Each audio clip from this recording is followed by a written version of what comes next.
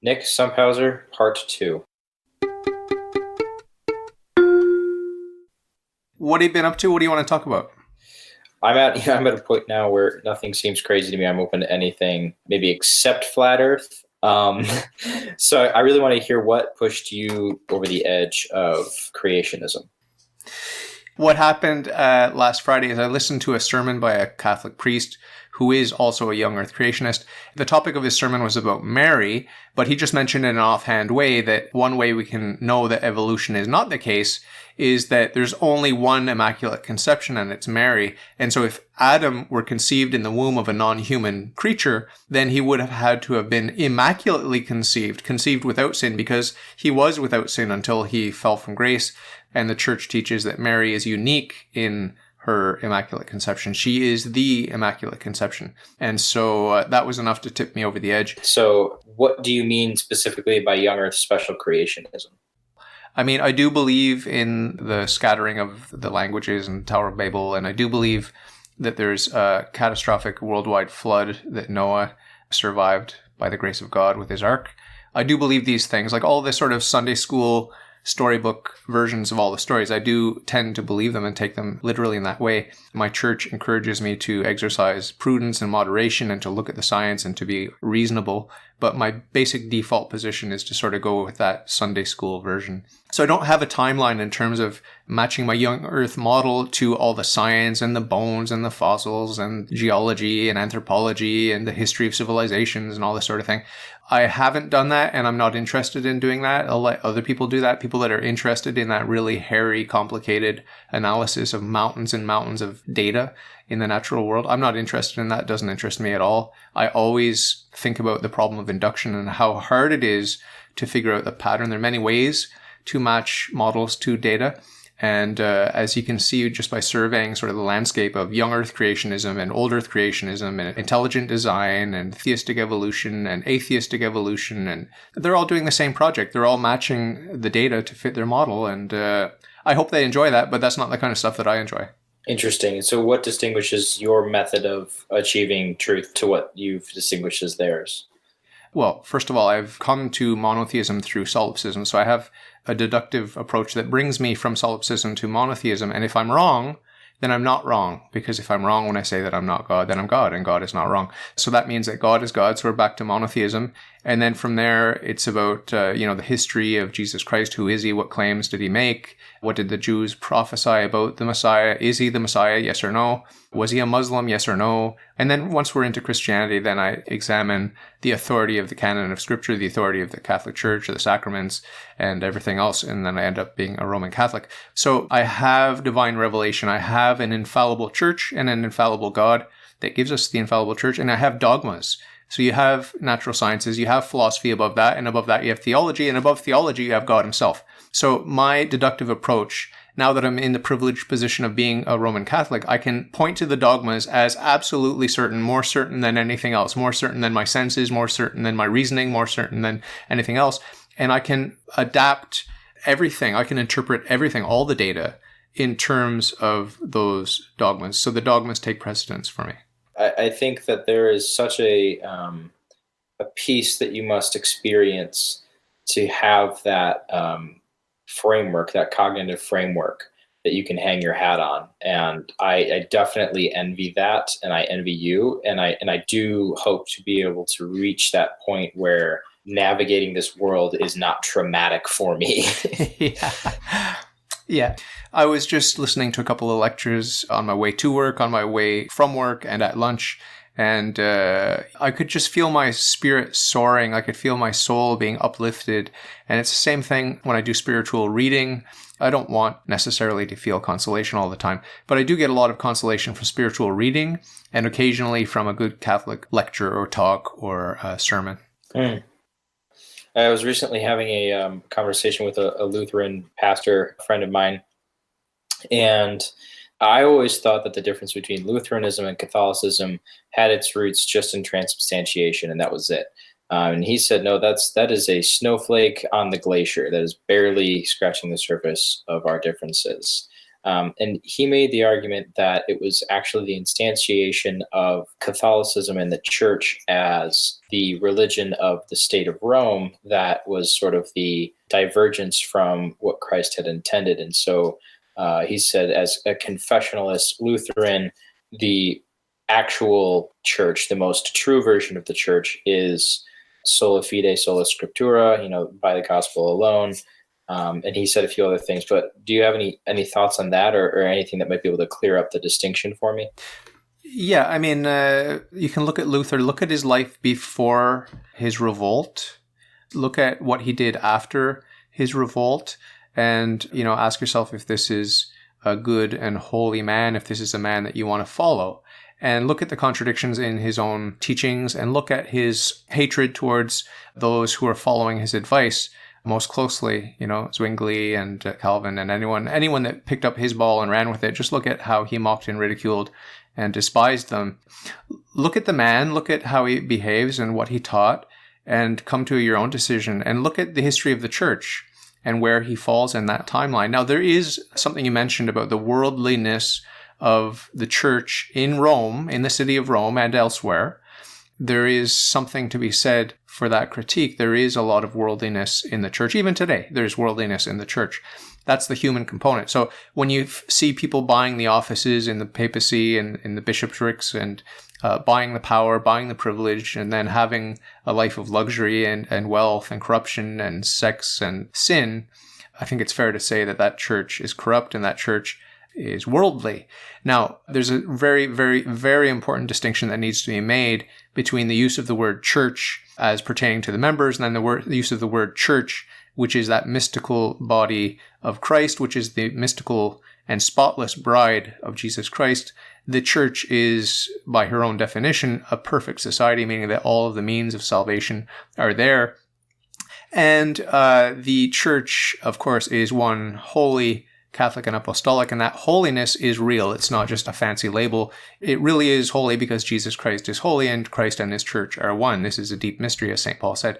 So we really need to hold in tension the fact that the church is one holy, Catholic and apostolic, and that it is at the same time a hospital for sinners.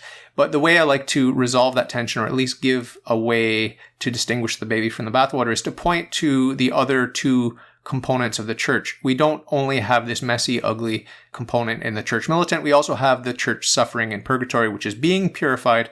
And then, of course, the church triumphant in heaven, which is fully and completely purified. So there's no excuse really to isolate our vision to the church militant, to point to the pedophile priests, to point to the popes who are rich and vain and perverted in many ways. There's no excuse to focus only on that 1/3 of the church. We need to realize that we are in need of purification. That's why the church is a hospital for sinners, not a museum for saints. And so when we look at purgatory and we look at heaven, we see a 3-stage process that's enabling us to stand before God, because nothing impure can stand before God. I always thought that Catholics and Lutherans were extremely similar, and I think the division runs far deeper than I had ever perceived. Yeah, I mean, the central issue for me, if you want to have sort of my bullet points on it, the top bullet point for me is authority. Where do the Lutherans get their authority? Where do they get their canon of scripture? Where do they get their Bible? They got it from the Holy Roman Catholic Church. There's absolutely no way for them to deny that or provide any sort of counter explanation. It's just a historical fact.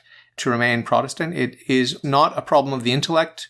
It's only a problem of the will. It's only because they do not want to become members of the whore of Babylon, which is how they see it, right? They really have a hard time. I think the problem is humility. They have a lack of humility. They're not willing to stoop to be part of something that is so embarrassing. The Holy Roman Catholic Church is very embarrassing here below. Now, once you have that humility and once you are dead to self and it's no longer you who live, but Christ who lives in you, then that's not a problem. You can very easily be subject to mockery and ridicule and scorn by the world and by the Protestants and by everyone else who hates the Catholic Church, because you have that pearl of great price and you're willing to suffer and die with Jesus Christ. It's a joy. It's a real joy. Fascinating. I would love to get this pastor on your show. I think I might reach out to him and see if he's interested. His name is Pastor Christopher Toma. Yeah. So Are you like naturally drawn to Lutheranism because of the good music? That's what I think about. I think about Johann Sebastian Bach is one of my favorites, and he was a Lutheran. No, I am not drawn to Lutheranism. I've been more steeled in my atheism over the last several weeks since we've last talked.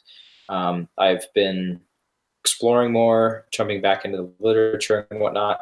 And I don't know if it's just the sources that I've been reading, but it seems that every source and resource that I've experienced thus far has only pushed me further into my atheism, despite them being religious, Christian, or Catholic sources. So I am curious to see where this next year takes me. So I can't remember actually last time we spoke if you touched on some of your anxieties that have to do with mortality and existential angst and this sort of thing. To the extent that you're comfortable talking about it, just talk a little bit about existential angst, please. Yeah, the language that I'm using now is the trauma of being. And I think Freddie Mercury had a great quote. I don't know if he said this in real life or if it was just in the recent film Bohemian Rhapsody, but he said, being human is a condition that requires a certain amount of anesthetic, which I find to be poignant and a slippery slope. So I try and make sure that, I don't reach for the anesthetic, though I do commiserate with his feelings there. So I am afraid of hell, though I don't believe it exists. And that seriously shapes how I live. I don't engage in casual sex. I try and be chaste. I try and be polite. And a lot of that which was thrown at me has stuck from a young age. And I do still fear hell, despite the intellectual belief not being there. And so I struggle with a fear of death constantly.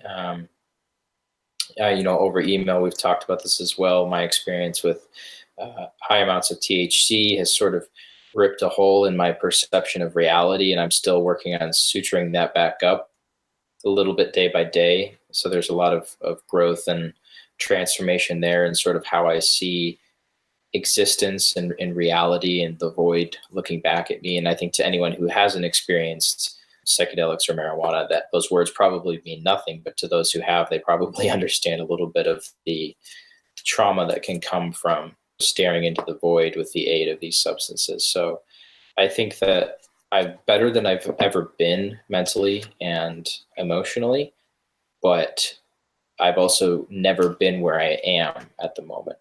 I'm in definitely a different terrain, and I'm interested how this year is going to take me to different places. So my whole trip into the dark world of existential angst and this intense anxiety was triggered by experimentation with marijuana and magic mushrooms. The church teaches that these are, gateways to the demonic, and they're an opening. And I believe that. Yeah, it's interesting that you mentioned psilocybin mushrooms. I'm actually planning on incorporating them in the journey here of the prodigal, because I believe that any discussion of God that is without psychedelia is an anemic discussion. I think that the religions of the world prior to the monotheistic religions these have always been, an aspect of their ritual, whether it was ayahuasca in Peru or peyote in Mexico and psilocybin in these different places.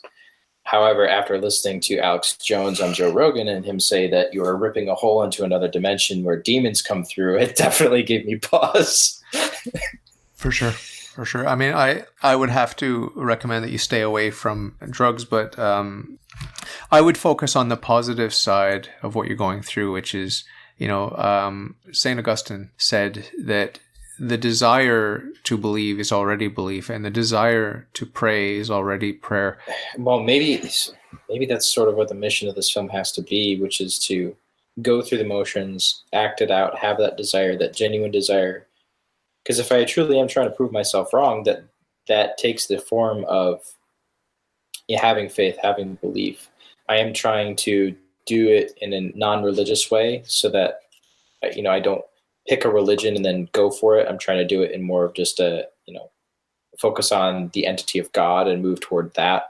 And then the religion will come second. But do you have any advice for me if I were to, follow a sticky note checklist of pursuing a belief in God, what would be a couple of the things that would be on there? My first intuition tells me focus on your death. Think about the fact that you could die at any moment. You don't know how you're going to die. You don't know when you're going to die. Think about the futility of life and think about the vanity of life. Think about judgment and think about your sinfulness and your unworthiness and think about how ungrateful you are to the God who created you out of nothing and gave you the freedom to choose good or evil, and how you chose evil many times, and you're not in a state of grace, you're in a state of sin. So if you die, you go to hell. So you have to think about that. And on the more intellectual side, I would just think about the fact that you exist. Are you the source of your own existence? Yes or no? Am I existence itself? Is my essence existence? Think about that. Just turn it over in your mind. In the worst case scenario, by meditating on the fact of your existence, the bare fact of your existence, the worst case scenario, you end up some sort of Buddhist. But you have dabbled in Buddhism, no? Oh, very much, yeah. And it's interesting you mentioned that. So for the last several weeks since we've talked, I've been experiencing what you outlined there. It's called ego death. I've been experiencing that as I'm falling asleep at night, where there's no longer a Nick there. It's similar to what I experienced when I was high out of my mind on THC, where I'm just looking into the void and there is only being. There is no more Nick. And that's been inexplicable. I'm not really sure what's going on there. Not a very pleasant experience. I know what it's like. I don't know if you've seen that movie by Kubrick, 2001. Yes. I'm not a fan, but I think there's some sort of black obelisk or something. Do you remember that? Yes. Okay. Well, there was something like that. That was a sort of image about what I am, like as God. Like when I was a solipsist, I was God, and I was just this, if you can picture black on black. So I was the black sort of obelisk in a black space. And of course, there's no space and no time. There's just the raw fact of my being. But it's sort of like this black on black image where I can't see anything, but I have this impression that I'm an oblong, sort of rectangular shaped, really solid, dense piece of metal or ebony or whatever it is. And after coming to God, I realized that there's some sort of symbolic value to this rigid body that's like of a certain length, width, and breadth. The notion of a ruler, we can think about a ruler in two senses. One, like the school teacher gives you a ruler to draw straight lines with, and it's a standard of measurement, right? And there's that idea of rectitudinal, righteousness is built into that straight line. And then on the other hand of ruler, there's that idea of a ruler, one who rules, one who is the king. So we have the standard of measurement, the standard of righteousness, the standard of straightforwardness, the standard of truth, the standard of morality. And we also have that notion of a ruler, someone that's sovereign. When I was a hard solipsist, it was very bleak, it was very black, and it was very lonely, very, very lonely, and not a nice place to be. But even in the depths of that darkness, there was this notion of a ruler, of a standard, basically of a sovereign king. And I was not happy being that king. And I was very, very, very happy when I was able to cede my place and to give that to the one true God. Now, the one true God, as it happens, is triune. So he's not lonely. He's not a black ruler sitting in a black universe. He is full of life and love and peace and joy and happiness and everything else, right? So it really is a night and day situation where now I have the sun shining on me, the glory and the joy and the life of the Trinity, and it's wonderful, and I'm going to enter into that, and I'll be discovering that for all of eternity, if God willing I make it to heaven. It does sound like a beautiful picture, man. It does. That black rectangle in the dark sky, does that resonate with you at all? No, not quite. I would say this is more of just an experience of raw terror at the awareness of existence, where you're just coming to terms with your own existence, and that you are not, I guess in the black on black example, there is no difference between me and existence. There is only existence. And that, when I experienced that, it's sort of like if I had to pick some sort of religious type thing, maybe it'd be pantheist, which is the hippiest of all of them. But I sort of do understand that, and having experienced it, like there is truly no difference between Nick and anything else, because Nick is an illusion. There is only existence. And I wanted to know sort of how much stock do you put in the sensation of being convinced? Yeah, I don't trust myself. This is one of the central teachings of the Catholic Church, is that you should not trust any human being ever, not even the Pope. But, you can sort of trust those who admit that they're not trustworthy. You can trust those who do not point to themselves, but who point to the example of the saints or the example of Jesus Christ. And if one of my favorite images of the church is just a series of people pointing to those who are just a little bit higher up on the hierarchy. And I'm not speaking about the hierarchy in terms of deacon, priest, bishop, cardinal, and pope. I'm talking in terms of the hierarchy of holiness. So you could have a pope who is a miserable sinner who is pointing up to a child who is a holy and faithful Catholic, right? So you could have that sort of hierarchy where on one hierarchy, the Pope is higher, but on another hierarchy, the one that I'm talking about, the Pope is lower than even a child with a simple faith in God. So there's a sort of comfort that I take in that chain of holiness and the hierarchy and the intermediaries, and the fact that we have saints of all different degrees and levels. And certainly I place myself at the lowest echelon of that hierarchy of holiness, but it's comforting having all those in between me and God Almighty, because it can be very overwhelming to put you in the position of, for example, a Muslim. A good Muslim sees God as completely transcendent. There's absolutely no way that God will come down onto earth, and to have sort of bridge that gap, you have to just resign yourself to the fact that he's the boss, he's up in the sky, it's his way or the highway, and we can't discern his ways. We just need to go with his arbitrary will, and he's a little bit of a dictator, very distant, very cold, and he's certainly not a father. So I want you to connect, if possible, to that sort of chain that is very human, and God himself chose to take on our flesh and to be human in all things but sin. But to wrap up this part 2 episode, can you talk to the listeners about something you're excited about, something positive? Just talk to us about the very short-term future for you, for yourself. Sure. Well, I think I'll talk about probably the most transformative book that I've ever read. I just finished it since the time that we talked last. I read it. It was a 1,200-page book called Atlas Shrugged by Ayn Rand.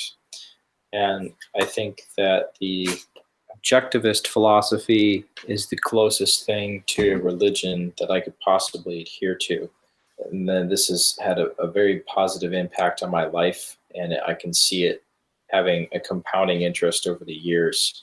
And the central tenet is this: I swear by my life and my love of it, that I will never live for the sake of another man, nor ask another man to live for mine. On its own, it might sound harsh and immoral, but I encourage whomever's listening to read Atlas Shrugged, because I think she makes a very good case for rational self-interest as the highest moral virtue that we can have as humans. And for me, it's been very liberating and clarifying as a person moving through my life.